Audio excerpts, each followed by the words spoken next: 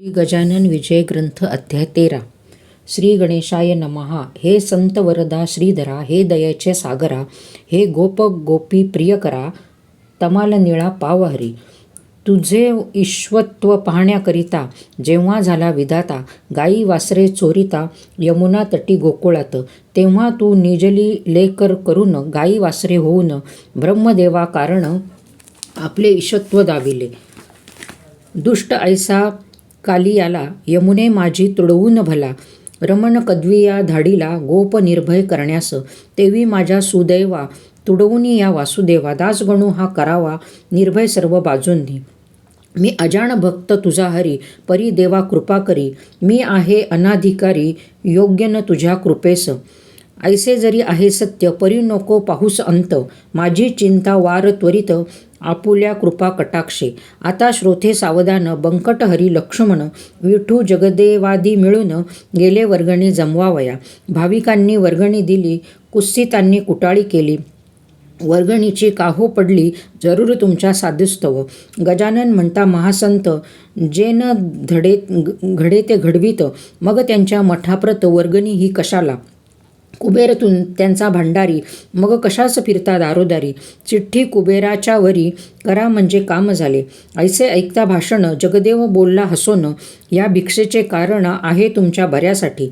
श्री गजाननासाठी नको बांधणे मठमठी, या अवघ्या आटाआटी तुमचे कल्याण व्हावयास. स्वामी गजाननाचा त्रैलोक्य हाची मठ साचा, अवघी वने हा बगीचा, पलंग ज्यांचा मेदिनी. अष्टसिद्धी दासी परी राबताती त्यांच्या घरी, तो न तुमची पर्वा करी त्यांचे वैभव निराळे.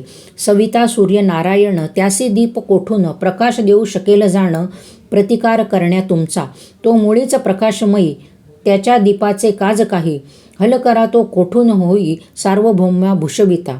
इच्छा ऐक वैभवाची असते मानवान प्रतिसाची, ती आहे व्हावयाची पूर्ण या पुण्यकृत्याने.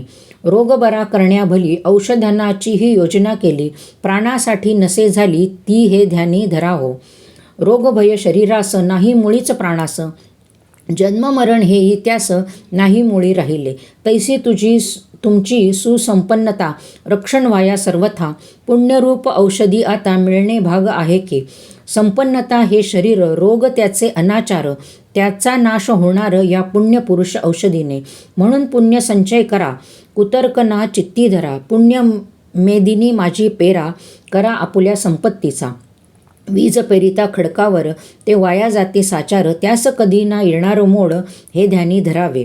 अनाचार दुर्वासना हे खडक असती जाणा, तेथे टाकिल्यावरी दाणा तो किडे पाखरे भक्षिती. संत सेवे समान कोणते नाही पुण्य आण, स्वामी सांप्रत गजानन मुकुटमणी संतांचे. संत कार्यास काही देता अगणित होते सर्वथा, एक दाना टाकिता मेदिनी माझी कणीस होते. त्या कणसास दाणे येती एकाचेच बहुत होती, तीच पुण्याची आहे स्थिती, हे बुध हो विसरू नका. ऐसे बोलता साचार कुटाळ झाले निरुत्तर, खरे तत्व असल्यावर कुंठित गती तर्काची. नेता असल्या वजनदार वर्गणी ती जमे फार, शुल्लकाच्याने न होणार कार्य कधी वर्गणीचे. असो मिळाल्या जागेवरती कोठ बांधिला सत्वरी, झटू लागले गावकरी मग वाण कशाची. बांधकाम कोटाचे चालिता शेगावी साचे, दगड चुना रेतीचे सामान गाड्या वाहती. त्यावेळी समर्थस्वारी होती जुन्या मठावरी, त्यांनी विचारी अंतरी ऐसा रीती केला हो. आपण तेथे बसल्याविना काम न चाले झपाट्याने, म्हणून कौतुक समर्थाने केले तसे ते परियेसा. एका रीतीच्या गाडीवरी समर्थांची बसली स्वारी, तो गाडीवान झाला दुरी महार होता म्हणून. तई महाराज वदले तयास कारे खाली उतरलास आम्हा, परमहंसास विटाळाची बाधा नसे. महार बोले त्यावरी, महाराज तुमच्या शेजारी मी न बसे गाडीवरी, ते आम्हा उचित नसे. मारुती रामरूप झाला परी रामा सानिध्य नाही बसला, तो उभाच पहा राहिला कर जोडूनी रामापुढे. बरे बाबा तुझी मर्जी त्यास हरकत नाही माझी, बैलांनो नीट चला आजी गाडीवाल्या मागून. बैल तसे वागले नाही कशास बुजाले, गाडीवाल्या वाचून आले. नीट सांकेतिक स्थलास समर्थ खाली उतरले. मध्यभागी येऊन बसले. तेथे चालली काम झाले त्यांच्या भव्य समाधीचे. ही जागा शेगावात आहे 2 नंबरात. 43-45 700 सर्वे नंबराच्या. महाराज बसले ज्या ठिकाणी तीच यावी मेदिनी. मध्यभागा म्हणून हे करणे भाग पडले. त्या 2 नंबरातून जागा थोडी थोडी घेऊन साधीला तो मध्ये जाणं ऐसे चतुर कारभारी. 1 एकराचा हुकूम झाला. परी बांधकामाच्या वेळेला रामादीमध्ये साधण्याला जागा थोडी पडली कमी. त्यासाठी म्हणून 11 गुंठे जास्त आण जमीन ती घेऊन बांधकाम चालविले. पुढाऱ्यांच्या होते मनी वचन दिले अधिकाऱ्यांनी. आणिक 1 एकर तुम्हा लागून काम पाहून जागा देऊ. यास्तव केले धाडस 11 गुंठे घेण्यास. परी ते गेले विकोपास एका दृष्ट्याच्या बातमीमुळे. यापुढे पुढारी थोडे घाबरले अंतरी. त्यात जो पाटील होता हरी तो बोलता समर्था. 11 गुंठे जागेचा तपास करावयासाचा. एक जोशी नावाचा आला असे अधिकारी. हसत हसत पाटलाला समर्थाने शब्द दिला. जागेबद्दल जो का झाला दंड तुम्हा तो माफ होईल त्या अधिकारी जोशाप्रती. समर्थाने दिली स्फूर्ती. चाललेल्या प्रकरणावरती शेरा त्यांनी मारिला की हा दंड झालेला विनाकारण आहे भला. दंड गजानन संस्थेला पर द्यावा म्हणून मी करून आलो चौकशी. जाऊन त्या शेगावासी या घडलेल्या प्रकाराची दंड होणे उचित नाही म्हणून तो माफ केला. ऐसा हुकूम जेव्हा आला तई हरी पाटलाला आनंद झाला विशेष. तो म्हणे समर्थांचे वाक्य ना खोटे व्हावयाचे. मजवरी किटाळ महाराजांचे घेऊन गेले नुसते एक. त्यावेळी महाराजांनी भिवू नकोस म्हणून तुझ्या एकाही केसा लागून धक्का न त्याचा बसेल. तेच खरे अखेर घडून आले साचार. तैसाच हाही प्रकार आज दिने झालासे. समर्थ वाक्य खोटे झाले ऐसे कोणी न कधी ऐकले. असो शेगावाचे लागले लोकभजनी स्वामींच्या. आता नव्या जागेत आल्यावर जे काही घडले प्रकार म्हणजे समर्थांचे चमत्कार ते आता वर्णितो. मेहेकरच्या सानिध्याला सवडत नामे ग्रामवला. त्या गावीचा एक आला गंगा भारती गोसावी. यास होता महारोग कुजून गेले अवघे अंग. उरली न पडल्या वाचून भेग जागा दोन्ही पायांना. करपद बोटे झडून गेली तनुप्रती चढली लाली. कानाच्या सुजल्या पाळी कंठू सुटला तनूने. म्हणून गंगा भारती त्या महारोगात त्रासाला अति. समर्थांची ऐकोनी कीर्ती शेगावासी पातला. श्रोते त्या गोसाव्याप्रत लोक अडवू लागले बहुत. तुला रक्तपिती आहे सत्य तू न जावे दर्शना. महाराज दिसतील ऐशा ठाई उभा राहून दर्शन घेई. कधीही ना जवळ जाई त्याचे चरण धरावया. हा स्पर्शजन्य रोग फार म्हणून वैद्य डॉक्टर सांगती याचा विचार तू आपल्या मनी करी. परी एके दिनी गंगा भारती चुकवून अवघ्या लोकांप्रती येता झाला सत्वरगती. प्रत्यक्ष दर्शन घ्यावया. डोई ठेविता पायांवर समर्थांची चापट थोर. मारिली त्याच्या डोक्यावर अतिजोराने विबुध हो. म्हणून तो उभा ठेला समर्थास न्याहाळू लागला. स्वामींनी त्याचे थोबाडाला दोन्ही करत ताडिले. फडाफड मारल्या मुखात आणिक वरती एक लाथ. खाकरोनी बेडक्याप्रत थुंकले त्याच्या तनुवरी. तोच त्यांनी मानिला समर्थांचा प्रसाद भला. बेडका होता जो का पडला तयाचिया अंगावर. तो त्याने घेऊन करी चोळून अवघ्या शरीरी. लावता झाला मलमापरी. आपल्या सर्व अंगास तो प्रकार पाहता एक कुटाळ तेथे होता. तो गोसाव्यासी बोलता झाला पहा येणे रीती. आधीच शरीर नासले तुझे आहे बापा भले. त्यावरी त्यांनी टाकिले या अमंगल बेडक्याते. तो तू प्रसाद मानिला. अवघ्या अंगाते चोळीला जा लावून साबणाला. धुनी टाकी सत्वर. हे ऐसे वेडे पीर विचरू लागता भूमीवर. त्यांची अंधश्रद्धेचे नर साधू ऐसे मानिती. त्याचा परिणाम ऐसा होतो अविधी कृत्यास ऊत येतो. तो येता सहज जातो समाज तो रसातळाला. यासी तुझेच उदाहरण तू औषध घेण्याचे सोडून आलास की रे धावून या वेड्या पिशापाशी. गोसावी ते ऐकता हसू लागला सर्वथा. म्हणे तुम्ही येथेच चुकता याचा करा विचार. अमंगळ साधूपाशी काही न राहते निश्चयसी. कस्तुरीच्या पोटाशी दुर्गंधीना वसे कदा. तुम्हा दिसला बेडका तो हा प्रत्यक्ष मलम देखा. कस्तुरीच्या सारखा सुवास येतो या लागे. तुम्हा संशय असल्यास पहा माझ्या अंगास हात लावून या खास, म्हणजे कळून येईल की त्यात थुंक्याचे नाव नाही, अवघी औषधी आहे पाही. मी इतका वेडा नाही बेडक्यास मलम मानणारा. तुझा त्याशी संबंध नव्हता म्हणून बेडका दिसला तत्वता. समर्थांची योग्यता त्वांमुळी जाणिली, त्याचे पाहना प्रत्यंतर. चला जाऊ एकवार स्नान केलेल्या जागेवर, वेळ आता करू नको. समर्थ स्नान प्रतिदिवशी करतील ज्या जागेसी, तिथल्या ओल्या मातीसी मी लावतो निजांगा. ऐसा संवाद तेथे झाला. दोघे गेले स्नानस्थला. तो कुटाळासी आला अनुभव गोसाव्या परीच. मृत्तिका स्थान स्थलाची दोघांनीही घेतली साची. तो गोसाव्याच्या हातीची बैसली औषध होऊन, कुटाळाच्या हातात ओलीच माती झाली खचित. दुर्गंधीही किंचित येत होती तियेला. तो प्रकार पाहता क्षणी कुटाळ घोटाळला मनी. कुत्सित कल्पना सोडून शरण गेला समर्था. असो कोणी गोसाव्या ते जवळ बैसू देत नव्हते. हा दूर बसून भजना ते करी स्वामी पुढे नित्य. आवाज गंगा भारतीचा पहाडी गोड मधुरसाचा. अभ्यास होता गायनाचा त्या गंगा भारतीला. ऐसे 15 दिवस गेले. रोगाचे स्वरूप पालटले. लालीने ते सोडिले जयाची या अंगाला. चाफे झाले पूर्ववत. भेगा पदीच्या निमाल्या समस्त. दुर्गंधीचा मोडला त्वरित ठाव त्याचा श्रोते हो. गोसाव्याचे ऐकून भजन होई संतुष्ट समर्थ मन. प्रत्येक जीवा कारण गायन हे आवडते. बायको गंगा भारतीची अनुसया नावाची, ती शेगावी आली साची न्याया निज पतीला.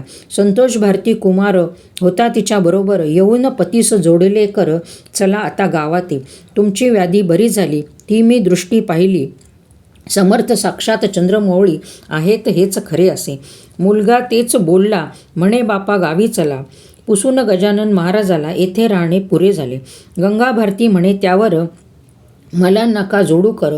आजपासून साचार मी तुमचा खचित नाही. ही अनाथांची माऊली. स्वामी गजानन येथे बसली. त्याने माझी उतरली धुंदी चापट मारून. राख लाविली अंगाप्रत आणि चित्त तुझे संसारात. केलीस विटंबना बहुत ह्या भगव्या वस्त्राची. ऐसे संकेते बोलले थापट्या मारून जागे केले. आता डोळे उघडिले संसाराचा संबंध नको. हे संतोष भारती कुमारा, तू तुझ्या आईस नेई घरा. येथे नकोस राहू जरा, सवडद जवळ करावे. हिचे जीवमान जोवरी तोवरी हिची सेवा करी. ही तुमची माय खरी, हिला अंतर देऊ नको. मातृश्रींची करिता सेवा, तो प्रिय होतो वासुदेवा. पुंडलिकाचा ठेवावा इतिहास तो डोळ्यांपुढे. मी येता सवडदात पुन्हा रोग होईल पूर्ववत. म्हणून त्या अग्रहात तुम्ही न पडावे दोघांनी. आजवरी तुमचा होतो आता देवाकडे जातो. नरजन्माचा करून घेतो काहीतरी उपयोग. हा वाया गेला खरा नराचा जन्म साजिरा. चुकेल 84चा फेरा. ऐसे साच सांगितले. समर्थ कृपेने निश्चिती झाली मला ही उपरती. या समर्थाखिरीत माती टाकू नका रे मोहांची. ऐसे सांगून कुटुंबाला मुलांसह सवडदाला दिले धाडून राहिला आपण तसा शेगावी. पदपदांतरे समर्थांची आवडीने म्हणावी साची. त्यास मला गायनाची येत होती विबुध हो. प्रत्यही तो अस्तमाना एक तारा घेऊन जाणा. समर्थांच्या सान्निध्याना बैसून भजन करीत असे. ऐकून त्याचे भजन इतरांचेही हर्षे मन. वस्तू अशीच आहे गान रंजविणारी सर्वाते. हा गंगा भारती बरा झाला. रोगाचा पत्ता मोडला. मलकापुरास पुढे गेला गजाननाच्या आज्ञेने. असो एकदा पौष मासी जामसिंग आला शेगावासी. बोलता झाला समर्थांसी माझ्या गावास चला हो. मम भाचाच्या गृहाला आडगावी नेण्यास मी आलो होतो आपणाला. तई आपुला करार ऐसा होता समर्था. मी नाही येत आता नको करू अग्रह वृथा. पुढे मागे येईन त्याला दिवस झाले बहुत आता. चला मुंडगावात मी आहे आपुला भक्त. माझी इच्छा पूर्ण करा. मुंडगावामध्ये माझे घरी काही दिवस राहा तरी. मी अवघी करून तयारी न्याया आलो आपणा. जामसिंगाबरोबर मुंडगावी आले साधूवर. दर्शना लोटले नारी नर तोन आनंद वर्णवे. जामसिंगाने भंडारा घातिला असे थोर खरा. मुंडगाव झाले गोदातीरा दुसरे की हो पैठण. पैठणा माझी एकनाथ मुंडगावी गजानन संत. भजनी दिंड्या अमित आल्या भजन करावया. आचारी लागले स्वयंपाका, अर्धा स्वयंपाक झाला निका, ते महाराज बोलले देखा, ऐसे झामसिंगासी. झामसिंगा आज चतुर्दशी, मुळीच आहे रिक्त तिथी, भोजनांच्या पंक्ती पौर्णिमेला होऊ दे. झामसिंग बोलला यावर, स्वयंपाक झाला तयार, लोक जमले आहेत फार, आपला प्रसाद घ्यावया. स्वामींनी केले बोलणे, तुझे व्यवहार दृष्टीने योग्य परी हे न माने त्या जगदीश्वराला. झामसिंगा हे अन्न न येईल उपयोगा कारण, तुम्हा प्रापंचिका लागून आपलेच व्हावे वाटते. पंक्ती बसल्या भोजना, तो एका एकी आकाश जाणा, भरून आले गर्जना, होऊ लागली मेघांनी. चमके वीज माथ्यावरी, झंझावात सुटला भारी, कडकडाती कांतारी, लागली झाडे मोडावया. घटकेत पाणी पाणी झाले, अन्न अवघे वाया गेले. मग झामसिंगांनी विनविले, महाराजांसी येणे रीती. आता महाराज उद्या तरी, मुळी न व्हावे आजच्या परी, हिरमुष्टी होऊन बसली खरी, अवघी मंडळी गुरुराया. निवारा या पर्जन्याला, हा नव्हे पावसाळा, आगंतुक बेटा झाला, आमचा नाश करावया. आता पाऊस पडेल तरी शेतीचे होईल वाटोळे, ते पहा सकळ. मग म्हणतील लोक ऐसे, झामसिंगे केले पुण्य, हा भंडारा घालून, ते भोवले आम्हा लागून, वा खूप तऱ्हा पुण्याची. तई महाराज म्हणाले, झामसिंगा ऐसा संचित होती कागा, तुला न उद्या देईल दगा, हा पर्जन्य कधीही, आत्ताच मी वारितो त्यासी. ऐसे बोलून आकाशासी, पाहू लागला पुण्यराशी.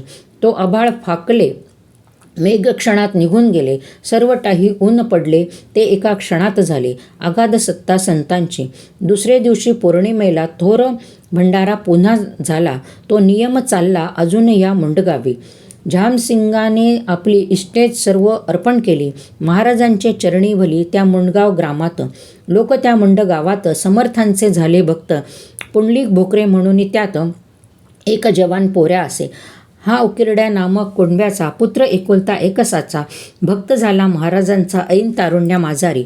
हे उकिरडा नाम वराडात, पोर नसल्या वाचत, लोक नवसे ठेवतात, ऐसा प्रघात त्या प्रांती. ते पेंटया तेलंगात, केरपुंजा महाराष्ट्रात, तैसा उकिरडा वराड्यात, नाव ठेविती बालकाचे. हा पुंडलिक वद्य पक्षासी, करावया वारीसी, येत नियमे शेगावासी, घ्याया दर्शन समर्थांचे. जैसे का ते वारकरी वद्य पक्ष माझारी, जाती इंद्रायणीचे तिरी, देहू आळंदी गावाला, तैसाच हा वराडात, वारी वद पक्षात, करी येऊन शिगावात, परमभाव भक्तीने. असो एकदा वराडात, लोकग्रंथिक सानिपात, वळवला अत्यंत, गाव बाहेर पडले की.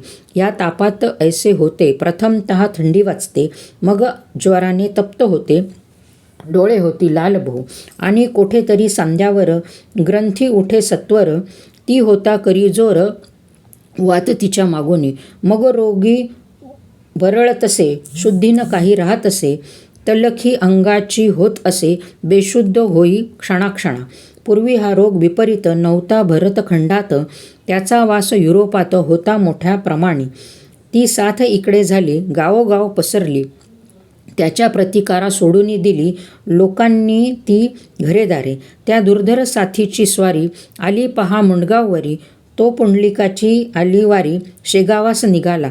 कसं कसं त्याला घरीच आली, परी ती त्याने न चोरिली, शेगावाची वाट धरली आपल्या पिता समवेत. येता 5 कोसावर, शरीरासी भरला ज्वर, एक पाऊल भूमीवर, तयाच्याने टाकवेना. गाठ उठली बगलेत, हैराण झाला रस्त्यात, ऐसे पाहून पुसेतात, कारे पुंडलिका ऐसे करीशी. पुंडलिक म्हणे बापाला, बाबा मशी ताप आला, गोळा एक काखेला उठला आहे येधवा. शक्ती सारी क्षीण झाली, आता मशीन चालावे मुळे, काय करू ही राहिली, वारी होय रे दुर्दैवा. हे स्वामी दयाघना, वारीस खंड पाडीना, दाव तुझ्या दिव्य चरणा, भक्तवत्सला कृपानिधी. वारी सांग झाल्यावर, मग येऊ दे खुशाल ज्वर, जरी सांडिले शरीर तरी न त्याची पर्वा मला. माझा पुण्य ठेवा हीच वारी, ती रक्षण आता करी ही साथ झाली वैरी. नाश तिचा करावया ते, शरीर सामर्थ्य जोवर, परमार्थ घडे तोवर. बापही झाला चिंतातूर, ती मुलाची पाहून स्थिती, तोही रडू लागला. हा एकुलता एक पुत्र मला, देवान दिवा नेई भला, हा माझ्या वंशाचा उकिरडा म्हणे पुत्रास. गाडी घोडे बसावयास आणू का या समयास, तुला बाळा बसवावया. पुंडलिक वदे त्यावरी, झाली पाहिजे पायीच वारी. उठत बसत कसे तरी जाऊ चला शेगावा. मध्येच मृत्यू आल्यास शव तरी ना शेगावास. नको करू शोकास हेच आता सांगणे. बसत उठलं पुंडलिक आला, अति कष्टे शेगावाला. पाहून स्वामी समर्थाला घातले त्याने दंडवत. तो समर्थांनी माव केली, एका हाताने दाविली. काख त्यांनीच आपुली, अति जोर करून या. आणि केले मधुरोत्तर, पुंडलिका तुझे गंडांतर. टळले आता तिळभर, चिंता त्याची करू नको. तैसे महाराज वदता क्षणी, पुंडलिकाची गाठ जाणी. गेली जागल्या जागी जिरोन. ताप तोही उतरला, कंप अशक्तने राहिला देहाकारणे. करी पुंडलिकाच्या मातेने आणीला नैवेद्य वाढून. घास त्या नैवेद्याचे, समर्थे घेता 2 साचे. कापरे ते पुंडलिकाचे, गेले बंद होऊन या. पुंडलिक झाला पूर्ववत, अशक्तता राहिली किंचित. ही गुरुभक्तीचे फळ सत्य, उघडा डोळे अंधांनो. गुरुयोग्य असल्यावरी वाया जाई सेवा खरी. कामधेनू असल्या घरी कान इच्छा पुरतील. सांगा करून वारीला, पुंडलिक गेला मुंडगावाला. हे जो चरित्र वाची भला, त्याचे टळेल गंडांतर. संत चरित्र ना कहाणी, अनुभवाची खाण जाणी. मात्र अविश्वास मनी, संत कथेचा न यावा हो. श्री दासगणू विरचित हा श्री गजानन विजय नामे ग्रंथ सुखद हो भाविकांप्रत, हेच देवा मागणे. शुभम भवतु. श्री हरिहरार्पणमस्तु. इति त्रयोदशोऽध्यायः समाप्तः.